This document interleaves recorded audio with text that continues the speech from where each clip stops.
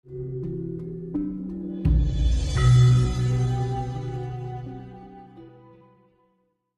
tujuannya apa, Mbah? Karena itu rumit. Ini satu pengalaman pribadi seseorang yang sampai pada puncak spiritual. Rumit, iya. Tidak sembarangan. Nah ini di leluhur kita sudah turun-temurun kejadian itu, dan itu harus disampaikan kepada masyarakat, tapi tidak boleh tidak ditutupi, disampaikan. Cuma masyarakat dibuat tidak mengerti. Kalau beliau akan mengalami sendiri, dia baru mengerti. Nah itu jadi sulit itu. Jadi menyampaikan dengan bahasa simbol-simbol ya aja. Itu ya dengan dibuat cerita. Kalau di Jawa itu ya ada Begamis Rowo, ada Tirto Perwitosari, Bimo mencari Nupadi Tirto Perwitosari. Ada juga Sunan Kalijaga menciptakan juga Sewuk Linglung, itu Sabto Jendro. Sewuk Linglung. Iya, Sabto Jendro itu. Nah, Sunan Kalijaga sebetulnya kepada masyarakat Jawa penggemar wayang ya, di mana beliau juga dalang. Itu memang dua cerita, sehingga masyarakat itu diupayakan bisa paham, tapi tetap tidak akan paham, walaupun setengah-setengah dibuka, ditutupi. Nah, kan tidak masuk akal kan. Jadi Bimo itu tokoh pewayangan yang tinggi besar, ya, tinggi besar di antara para Kurawa Pandhawa itu paling tinggi besar. Kok masuk telinganya Dewa Ruci yang kecil, sekelingking, kan tidak masuk akal. Ya untungnya kalau di Jawa itu semua wayang itu simbol. Lain dengan di India, wayang itu dianggap sebagai sejarah. Nah, kalau dianggap sebagai sejarah, tidak mungkin ada cerita Dewa Ruci. Masa orang sok mlebu yang anak kecil, ya. Korbane orang sebesar kelingking. Kan terus, ini sejarah apa ini?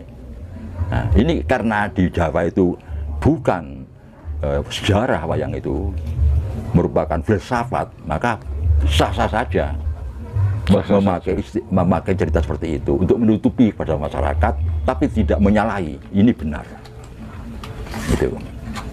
Itu. Terus untuk Sastro Jendro sendiri itu kan semua orang punya potensi untuk mendapatkan itu, Mbak ya. Hanya kehendaknya Gusti yang berwenang. Berarti manusia maksud saya itu tidak bisa berangan-angan atau berupaya untuk ke arah situ, Mbak. Apa benar begitu, Mbak? Nah, justru dirahasiakan ini, ya, tidak sampai terbuka belak, supaya manusia tidak berangan-angan, supaya kita tidak berangan-angan, karena ini hanya kehendak beliau, kehendak Gusti.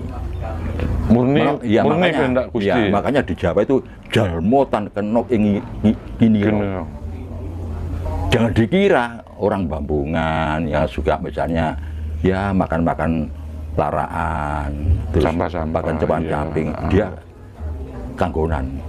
Jangan dikira jalmo tan kenok kiniro. Nah ini kalau nyuruh saya ini bukan ahli agama. Kalau dikaitkan dengan agama, nurun ala nurin yadilahu linuri lam yasa. Jatuh kuberikan pada orang yang ku kehendaki. Siapa ndak roh urusan saya. Bukannya diminta loh, yang ku kehendaki. Nah kalau di Kristen, Yesus bersabda, demikian orang merasa ketemu Yesus. Orang mengatakan, wah saya ketemu Yesus, salah. Yesus mengatakan, bukan kau datang pada aku, tapi aku datang padamu. Iya. Nah, kalau aku datang pada aku dendi. Kan begitu ya. Jadi semua itu merujuk ke situ. Jalmo tan kena kiniro. Tidak bisa. Jadi manusia di situ posisinya pasif, Mbak ya, hanya menerima. Iya. Menerima. Dan tidak boleh berharap. Berharap apa nggak tahu. Iya.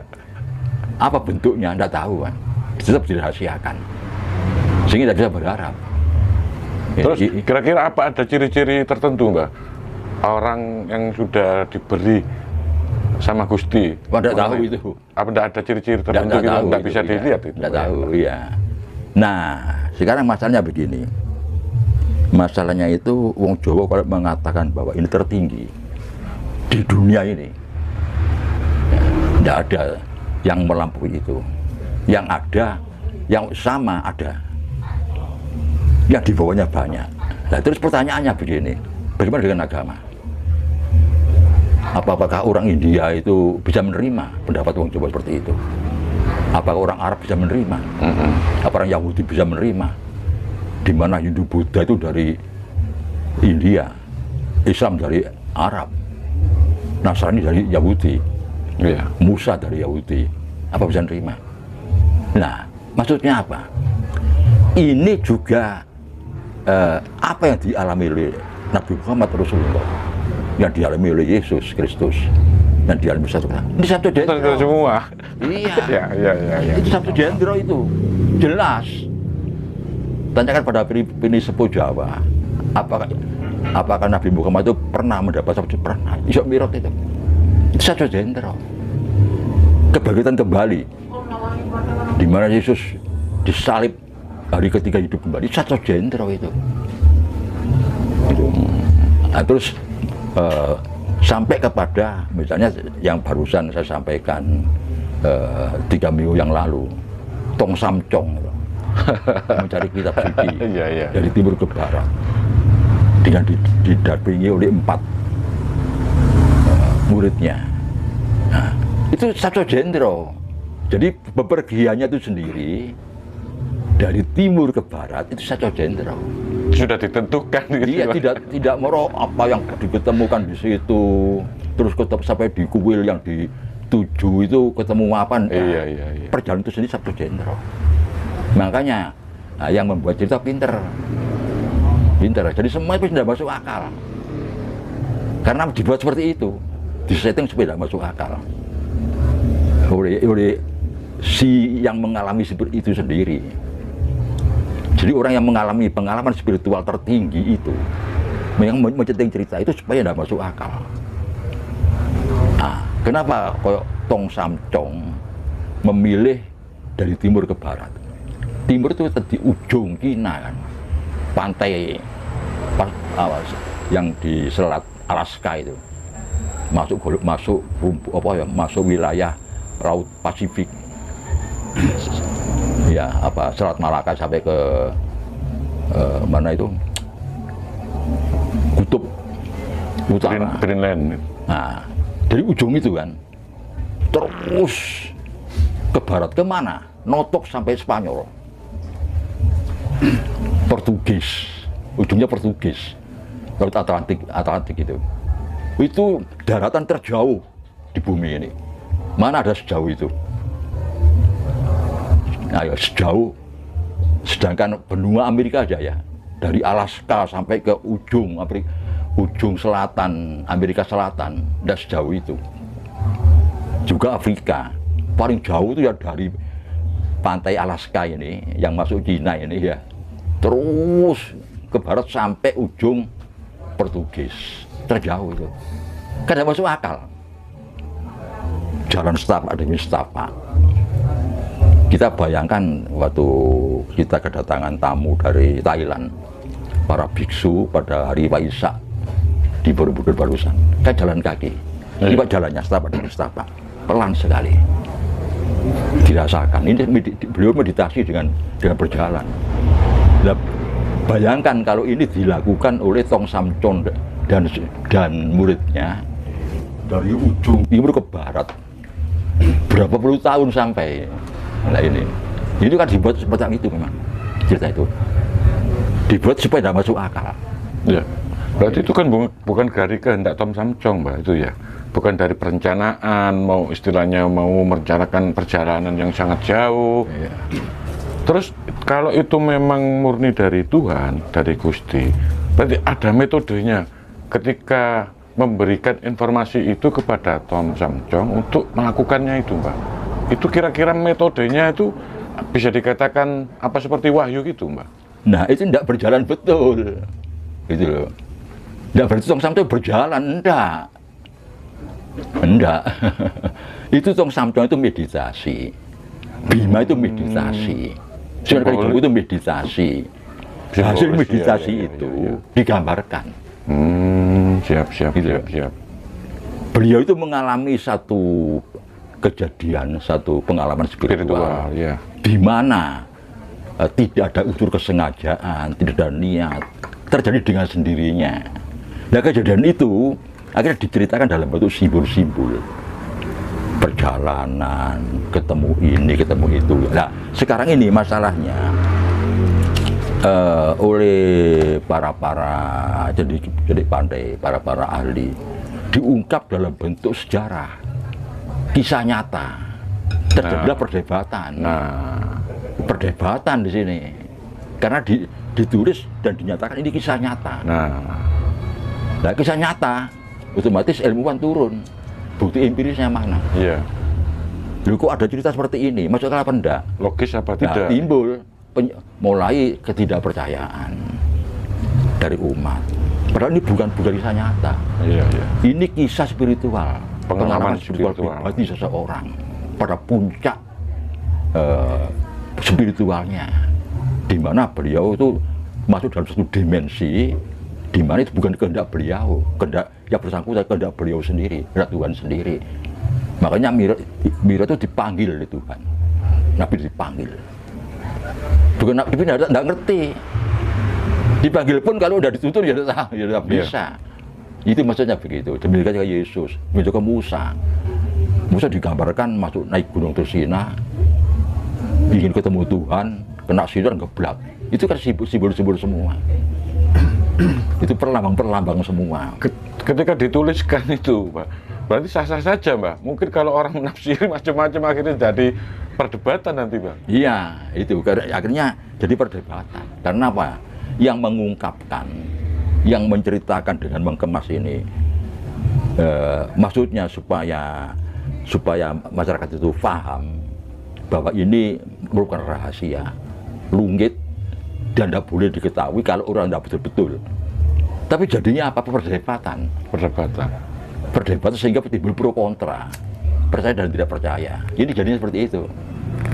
Nah, misalnya kalau kita dengan mengupas Sabda Dendro yang di Jawa aja, kalau Begawan Wisrowo itu umum sudah. Terus termasuk Bima Suci ini, Bima Sakti, Bima Suci. Nah, ini juga berkaitan erat dengan Sunan Bonang Bencana Kalijogo. Ini juga simbol-simbol di mana Sunan Bonang lewat di hutan, dicegat Sunan Kalijogo, mau dirampok oleh Sunan Kalijogo. Nah, akhirnya Sunan Bonang ngomong, kamu ingin kaya, ini ada pohon, ada ditunjuk dari emas. Itu kan simbol semua. Kolang-kaling. Iya, secara realnya tidak ada cerita itu, Pak. Iya, Pak. Secara real tidak ada. Tidak ada, jelas tidak ada. Hanya simbol-simbol. Simbol, iya, simbol-simbol saja. Nah, tidak ada cerita real tidak ada. Terus di film kan kerucing-kerucing. Ini simbol. Jadi apa maknanya itu? Akhirnya berguru, disuruh bertapa di tepi sungai Jogo Kali. Akhirnya didapatkanlah Kali Jogo. Bukan begitu, kan simbol-simbol semua. Simbol-simbol semua. Sebetulnya saya Jenar apa itu simbol semua. Nah, kita ini bangsa yang suka dengan simbol-simbol. Makanya kita setelah merdeka kan dengan mudah kita menemukan simbol-simbol itu tentang dasar negara, lambang negara, terus simbol-simbol semua pas karena kita ini ahli dalam bidang itu, menyimbolkan sesuatu sehingga benar maknanya tapi bukan rahasia. Seperti halnya Sabda Dendro tadi itu. Coba apa yang ditanyakan? Oke, Pak. Ya, ini mungkin saya geser ke masalah meditasi ini, dalam spiritual. Mungkin bukan hanya kalangan Jawa, spiritualis mana, mungkin dari Cina, Jepang, atau dari bagian belahan bumi manapun, kan banyak itu meditasi. Kalau untuk yang di Jawa kan terkenalnya ada meditasi suwung istilahnya, Mbak ya. Itu mungkin Mbak Gatot bisa menjelaskan seperti apa dan bagaimana meditasi suwung itu menurut versinya jenengan. Begini ya. Jadi ini untuk sesi keduanya tentang meditasi ya. Tapi kalau saya ulangi lagi, bicara masalah meditasi, semedi, hening, suwung, lepas kaitannya dengan Satya Jendro, tidak ada hubungannya. Iya, topik lain ini. Ya, karena ini tidak atas dasar ini. Iya. Ini tidak ada hubungannya dengan ini. Karena Jendro itu harus kehendak beliau sendiri, kehendak Tuhan itu sendiri, bukan kehendak manusia. Tapi kalau ini, nah, orang ingin sesuatu, melakukan sesuatu yang arahnya itu untuk apa ya, untuk kesejahteraan, untuk ketenangan, pendekatan kepada kesucian dan sebagainya itu. Ini yang biasa dilakukan oleh orang-orang, kalau orang-orang asing saya tidak paham. Kalau orang-orang Nusantara, terutama orang Jawa, itu sudah itu yang dilakukan. Nah, cuma di sini ini pada akhir-akhir ini kita menemukan istilah itu lebih dari satu. Ada meditasi, semedi, suwung, hening.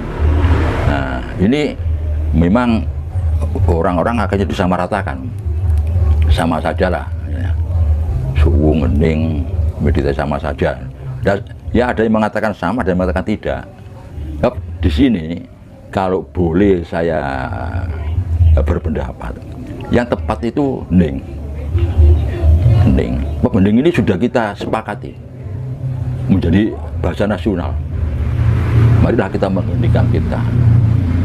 Nah ini waktu kita upacara resmi itu. Iya. Setiap Senin. Iya, setelah kita ini hormat kepada Sasaka Merah Putih, iya. Ya, artinya menghormati para pahlawan yang gugur dan sebagainya, iya. Itu. Terus kita hening, mengheningkan cipta. Maka kita mengheningkan cipta. Biasanya mengheningkan cipta ini itu dipimpin langsung oleh inspektur upacara. Nah, betapa tingginya hening ini. Nah, dipimpin langsung oleh inspektur upacara mengheningkan cipta. Nah, ini bagus. Hening itu bagus, karena di sini bukan hening hening itu kita menciptakan, otak kita mencipta, membayangkan, bukan begitu. Pengertiannya kan belum ada penjelasan ya. Mengheningkan ini itu semacam cipta. Nah, cipta itu eratnya dengan karsa dan rasa. Cipta, rasa, karsa. Ya, coroko, ono coroko, cipta, rasa, karsa. Nah, rasa karsa ini bisa dikendalikan dalam orang hening, semedi. Cipta ini paling sulit. Ya. Cipta ini membayangkan sesuatu. Paling liar. Nah, oleh karena itu mengheningkan cipta pun diheningkan. Hening. Nah, cipta pun diheningkan. Ini maksudnya. Jadi kita sebaiknya memakai istilah hening. Hening itu sudah menasional. Semua upacara bendera resmi di seluruh Nusantara ini, seluruh Indonesia itu pakai istilah menggenggam cipta di dalam kita susunan acara, dalam susunan acara upacara bendera itu. Nah, lantas bagaimana dengan suwung? Nah, suwung di sini itu sebetulnya pengertiannya sulit. Suwung itu kata keadaan. Lek mengheningkan hening itu kata kerja. Marilah kita mengheningkan cipta. Hening, kata kerja. Meminta, memohon, mari kita mengheningkan cipta. Nah, kalau misalnya seorang guru spiritual, ayo hening. Nah, sebentar. Mari kita hening sebentar. Nah, ini kata kerja, tapi mari kita suwung. Oh, enggak ada, suwung itu kata benda, kata keadaan, bukan kata kerja. Iya. Ayo mari kita suwung loh. Ya, apa maksudnya ini? Iya. Nah, jadi pakai hening. Dan suwung itu sendiri itu bisa diartikan gampang, bisa dikatakan sulit. Lantas bagaimana suwung itu? Nah, ini orang bertanya jadinya. Apa artinya suwung? Nah, ini maaf jadi Mas Dodi, kalau saya tanya suwung itu artinya apa? Contohnya gimana orang suwung itu? Suwung itu kalau misalnya orang yang punya rumah, kalau saya bertamu tidak ada, itu saya katakan suwung. Yang punya rumah tidak ada itu. Tidak ada penghuninya itu. Ya. Saya katakan Itu gambaran suwung. paling gampang. Itu Ya. gambar, iya Paling gambaran paling gampang. Ya, jadi rumah itu kosong, Rumah itu kosong. tidak ada penghuninya. Iya. Atau rumah itu tidak ada apa-apanya, tidak ada meja kursinya, tidak ada peralatan apa-apa, kosong. Berarti suwung. Ya. Nah, itu contoh. Nah, kalau manusia, mari kita, artinya mari kita membuat diri kita dari dalam suwung. Nah, maksudnya kan itu maksudnya. Iya. Orang pakai istilah suwung itu maksudnya mari kita hening, artinya mari kita ini membuat diri kita ini suwung. Suwung itu tidak ada apa-apa loh. Tidak ada apa-apa, suwung itu kosong. Berapa bisa manusia? Nah ini kan juga pengertian yang sangat tinggi, suwung itu sangat tinggi. Jadi itu pun tidak dianjurkan begitu manusia di dalam kita melakukan semedi meditasi hening.